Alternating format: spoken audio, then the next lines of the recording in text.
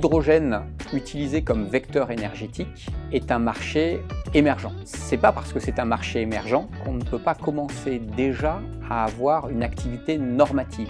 Nos travaux de recherche et développement au CEA ont pour objectif de définir par exemple des paramètres, des critères qui permettent de garantir un niveau de sécurité acceptable pour un usage dans le grand public. Ça peut être tout simplement de définir quel seuil de perméation à travers un réservoir est acceptable. Ça peut être de définir où on doit mettre des capteurs à hydrogène pour éviter et limiter tout risque d'explosion dans un véhicule. Le champ de nos investigations est extrêmement large. Une norme, c'est absolument essentiel dans nos travaux de recherche et de développement parce qu'il n'est pas question de développer des technologies qui ne pourraient pas répondre à des exigences normatives. Et la meilleure façon de s'en assurer, c'est d'entretenir un lien étroit avec l'AFNOR et les comités nationaux qu'elle coordonne.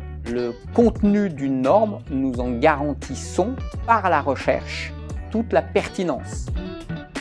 Lorsque nous travaillons en amont des normes, on s'intéresse à 3 sujets particuliers.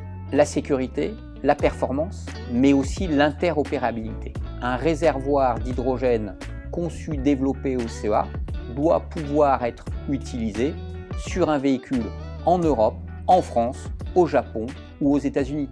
Les marchés sont internationaux.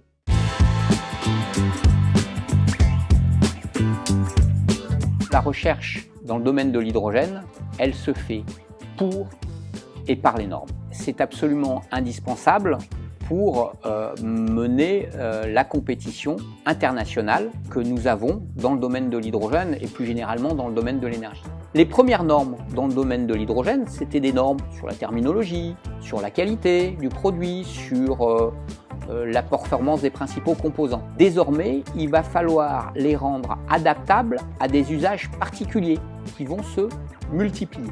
L'aéronautique, le drone, le train. Et il nous appartient d'être en permanence en lien étroit avec l'AFNOR pour adapter les feuilles de route normatives.